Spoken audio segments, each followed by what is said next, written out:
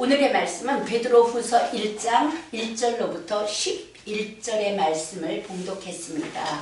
제목은 신의 성품에 참여한 자가 되게 하리라. 제가요, 첫 딸을 낳으면서 그 생명의 신비를 경험하고 내 안에 아주 오랫동안 어려서부터 학습되어졌던 진화론이 깨졌습니다. 그 후에 저는 인간을 창조하신 존재, 우주 만물을 경영하시는 절대자를 찾아서 헤맸어요. 무속신앙도 접해보았고 우주과학, 철학, 불교, 기공도 공부해보았고 교회도 3년을 다녔으나 그분을 만나지 못했습니다. 내 나이 40줄에 들어가면서 그래도 기독교에 마음이 가서 다시 교회에 들어갔습니다. 그런 중에 아는 친구가 권유하여서 한 스님을 만났어요. 그리고 그분이 만들어주신 부적을 갖다 놓고 목욕 재개하며 그 부적을 처리하려고. 그런데 그 밤에 하나님이 찾아오신 거예요. 목욕을 하고 있는데 내 몸이 한 50파운드짜리 콩자루가 집어 던져지듯이 그 하나님의 힘에, 그 능력으로 인하여서 나동그러진 거예요. 그런데 그 하나님의 위험 앞에 그 두려움으로 인하여 쓰러져서 얼마나 떨었는지 모릅니다.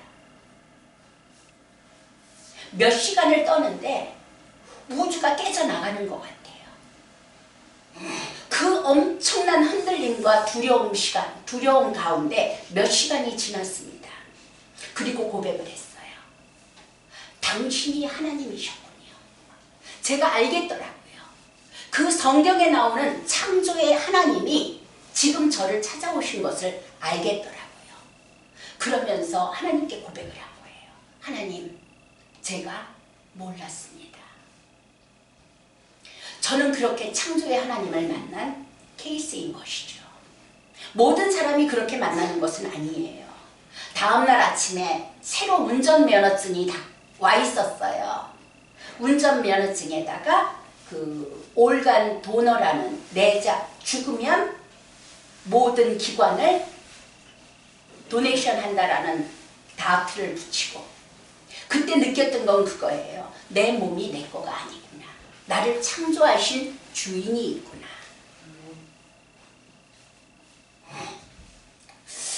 그런데요, 그러면서 교회는 열심히 다녔어요. 그리고 열심히 성경을 읽고 연구했지만 예수 그리스도와 십자가 보혈, 그 은혜는 지식으로만 들어왔고 성경에 나오는 온갖 진노의 말씀과 진멸의 말씀 앞에 저는 항상 두려워 떨어야지만 됐습니다. 그 사랑의 하나님, 은혜의 그리스도를 만나기까지는 다시금 수년이 걸렸어요. 물론 목사님들의 설교를 듣고 예수 그리스도의 은혜에 대해서 듣지만 내 영혼에서 반응하지 못하는 거예요. 많은 상처로 인하여서 두려운 하나님만 만난 상태였죠. 그런데 레위기를 공부하면서, 레위기를 읽으면서 그 속죄 죄물과 예수의 순환에 나타나신 어린 양 예수가 만나신 거예요.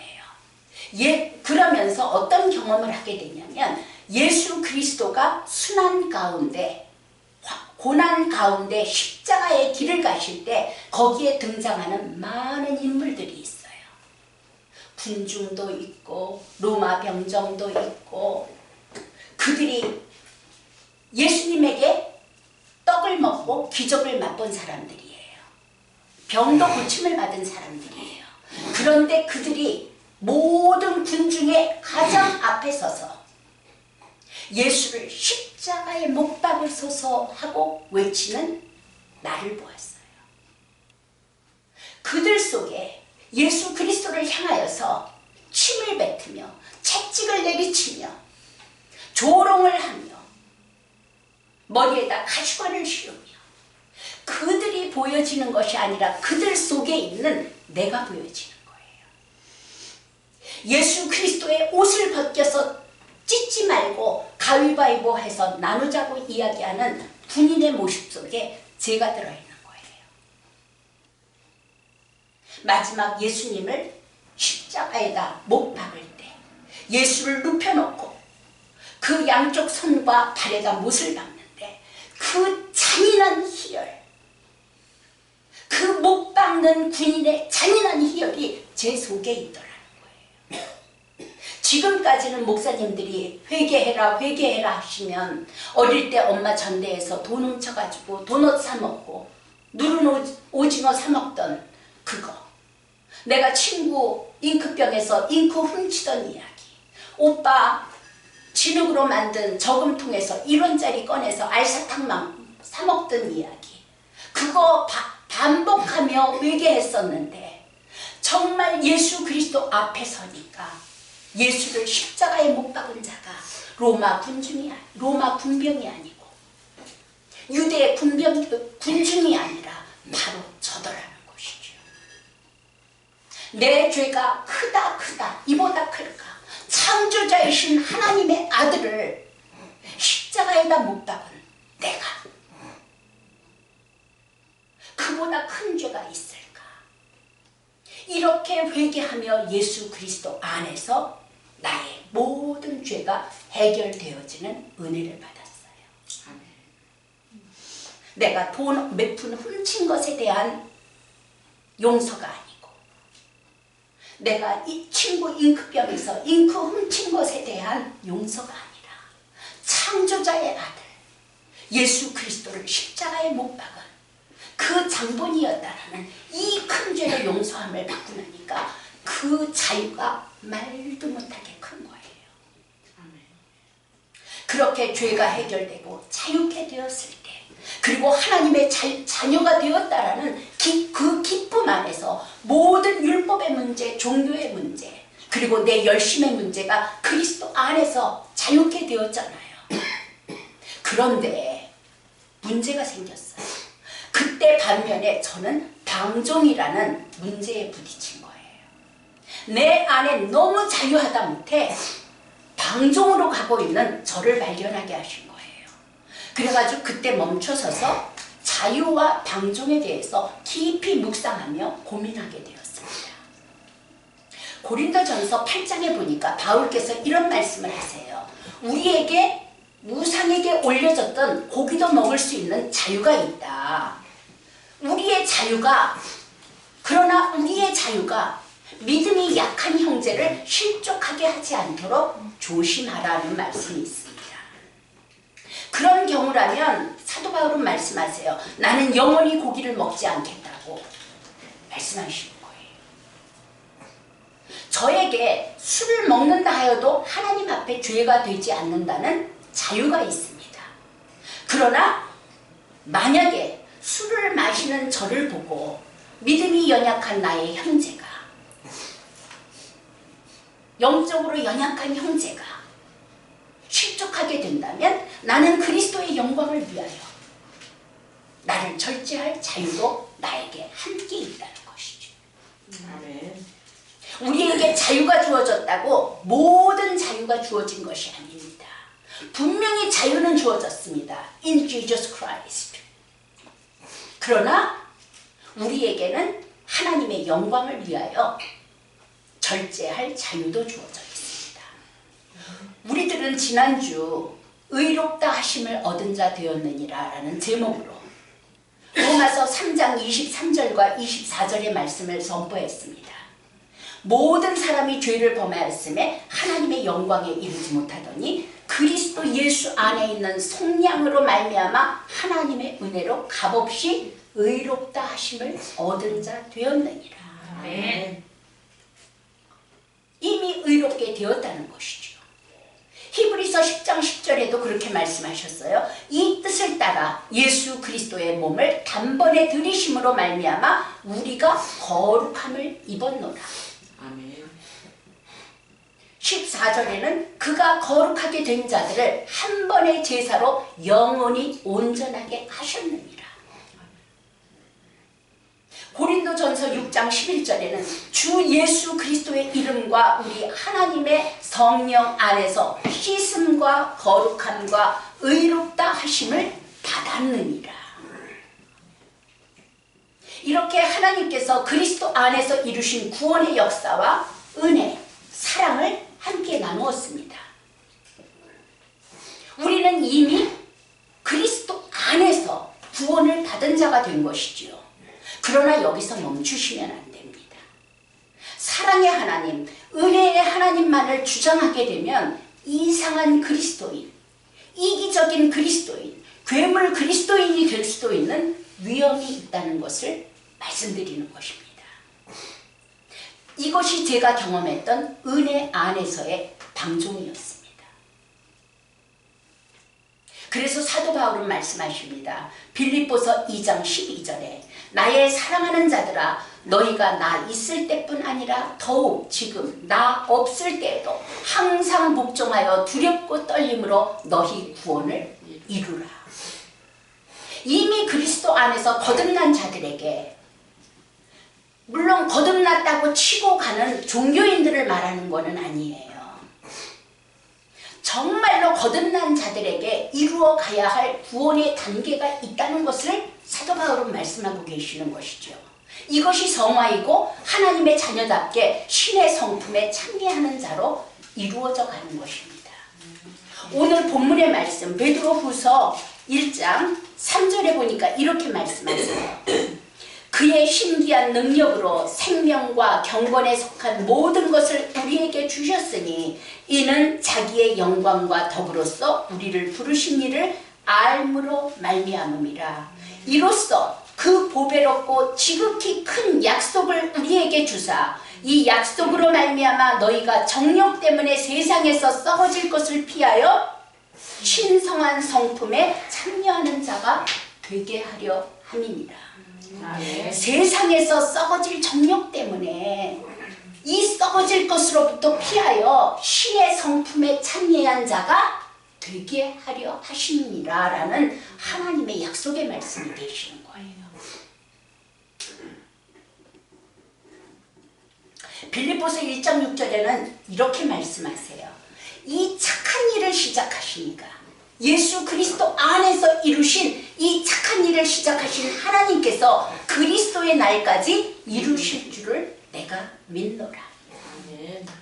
이게 그리스도 안에서 거듭난 하나님의 자녀가 가져야 될 확신 아니겠습니까? 데살로니가 전서 5장 24절에도 이렇게 이야기를 해요. 너희를 부르시는 이는 믿으시니 그가 또한 이루시리라. 우리가 거듭나는 것도 하나님께서 하셨지만 우리를 성화시키시고 이루어 가시는 것도 하나님께서 하시겠다는 약속의 말씀인 것이죠. 아멘. 이 흔들림 없는 약속의 말씀 안에서 우리는 성화의 훈련을 받고 있는 것입니다. 베드로전서 4장 1절에는 이렇게 말씀하세요. 그리스도께서 이미 육체의 고난을 받으셨으니 너희도 같은 마음으로 갑옷을 입으라. 이는 육체의 고난을 받은 자가 죄를 그쳤음이니 그 후로는 다시 사람의 정욕을 따르지 않고 하나님의 뜻을 따라 육체의 남은 때를 살게 하려 함이라.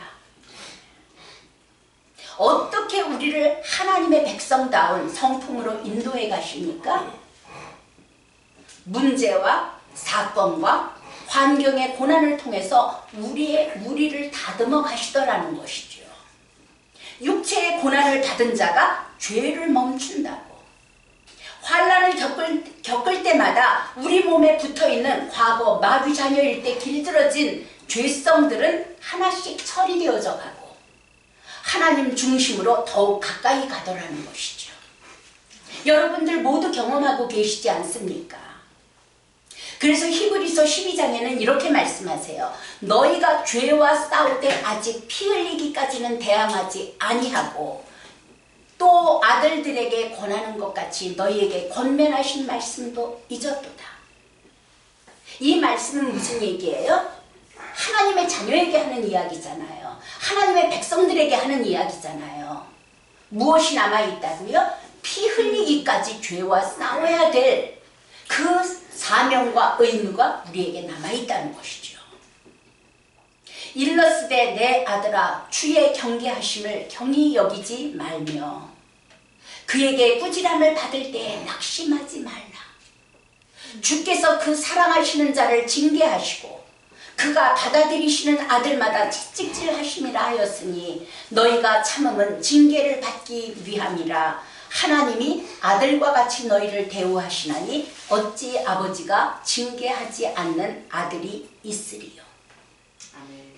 징계는 다 받는 것이거늘 너희에게 없으면 사생자로다. 친아들이 아닙니다. 그들은 잠시 자기 뜻대로 우리를 징계하였거니와 우리 육신의 아버지는 자기 뜻대로 우리를 징계하였거니와 오직 하나님은 우리의 유익을 위하여 그의 거룩하심에 참여하게 하시느니라. 무엇을 통하여서? 징계를 통하여서. 무릇 징계가 당시에는 즐거워 보이지 않고 슬퍼 보이나 후에 그로 말미암아 연단받은 자들은 의와 평강의 열매를 맺느니라. 베드로전서 4장에도 이렇게 말씀하세요. 사랑하는 자들아 너희를 연단하려고 오는 불시험을 이상한 일 당하는 것 같이 이상히 여기지 말고 오히려 너희가 그리스도의 고난에 참여한 것으로 즐거워하라. 이는 그의 영광을 나타내실 때에 너희도 즐거워하고 기뻐하게 하려 하십니다. 이것이 구원받은 하나님의 자녀들, 하나님의 백성들에게 남아있는 훈련인 것이에요. 만약에 이 훈련이 필요 없다면 우리가 거듭났을 때, 죄사함 받았을 때, 하나님의 자녀가 되었을 때 그냥 바로 데려가시면 됩니다. 그런데 이 땅에 남겨놓으셨어요. 그 시간 동안에 무엇을 하라고요? 하나님의 사명을 이루고 그리고 거룩한 신의 성품에 참여하는 자가 되게 하시기 위해서 우리를 남겨놓으신 거예요. 갈라디아서 4장 19절은 이렇게 이야기합니다. 나의 자녀들아 너희 속에 그리스도의 형상을 이루기까지 너희 속에 그리스도의 형상을 이루기까지 다시 너희를 위하여 해산하는 수고를 합니다. 이것이 교회잖아요. 이것이 직분자들이잖아요. 그리스도의 형상을 이루기까지 그들 안에서 우리가 다시 수고하는 해산의 고통이 있다는 것이죠. 우리는 먼저 영혼이 거듭나게 도와줘야 됩니다. 어떤 사람이 들어왔을 때 우선은 영혼이 거듭나야 되잖아요. 그리고 그가 신의 성품에 참여할 수 있도록 거룩한 그리스도의 성품에 동참할 수 있도록 인도해야 하는 것입니다. 데살로니가 전서 6장에 이렇게 말씀하세요. 항상 기뻐하라. 쉬지 말고 기도하라. 범사에 감사하라. 이것이 그리스도 안에서 너희를 향한 하나님의 뜻이니라. 성령을 소멸하지 말며 예언을 멸시하지 말고 범사에 헤아려 좋은 것을 취하고 악은 어떤 모양이라도 버리라.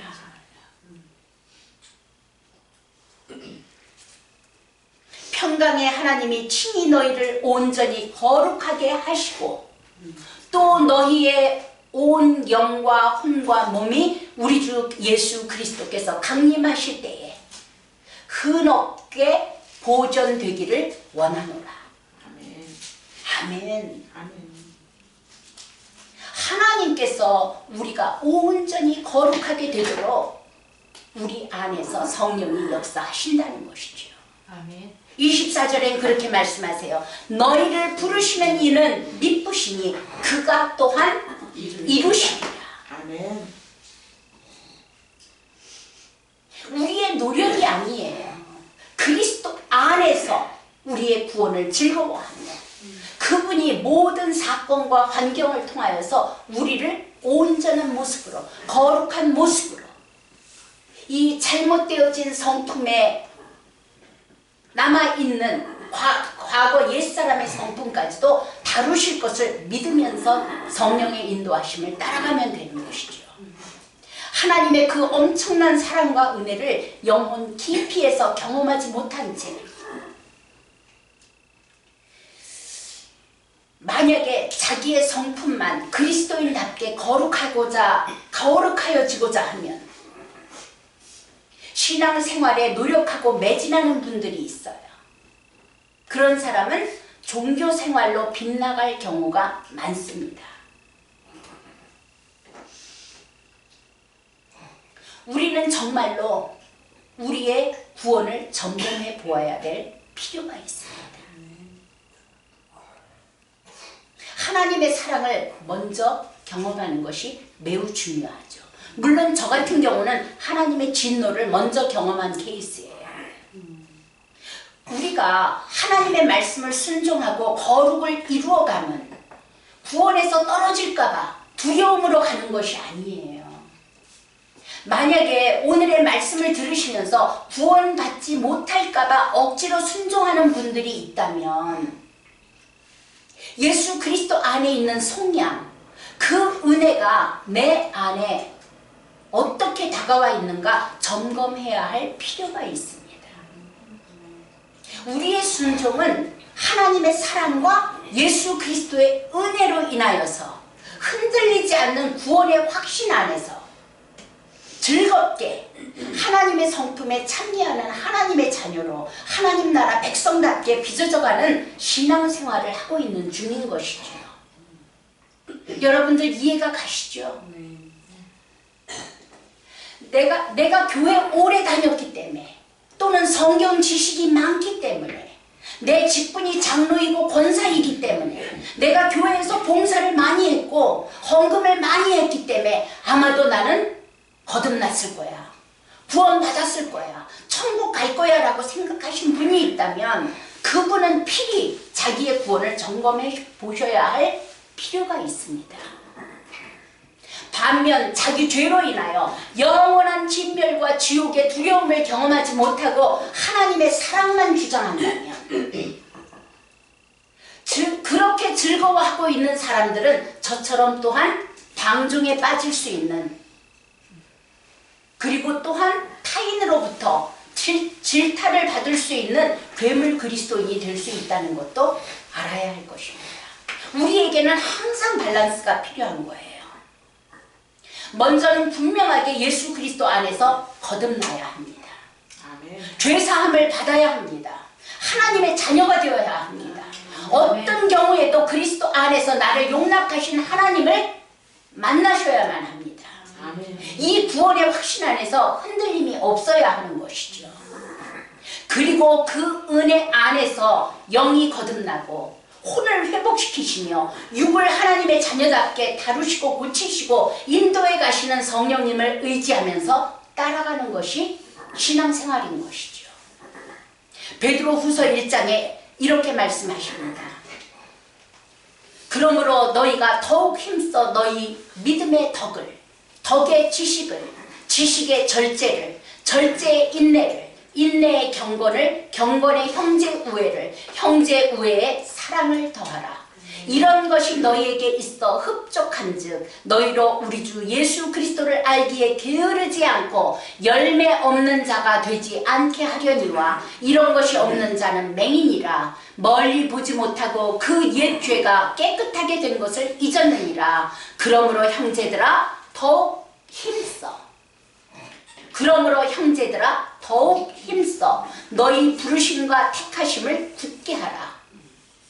너희가 이것을 행한즉 언제든지 실족하지 아니하리라. 이같이 하면 우리 주 곧 구주 예수 그리스도의 영원한 나라에 들어감을 넉넉히 너희에게 주시리라. 아멘. 아멘. 아멘. 여러분, 우선은 그리스도 안에서 거듭나셔야 됩니다. 아멘. 그리고 하나님의 다루심 안에, 그 사랑의 다루심, 사랑의 징계 안에서 우리가 더욱 거룩해져 가며 하나님 나라의 합당한 자로 우리를 이루어 가실 것입니다. 아멘. 이 착한 일을 시작하시니까 그리스도 예수의 날까지 이루실 줄을 확신하는 그 확신 안에 견고히 서시기를 바랍니다. 아멘. 아멘. 기도하겠습니다.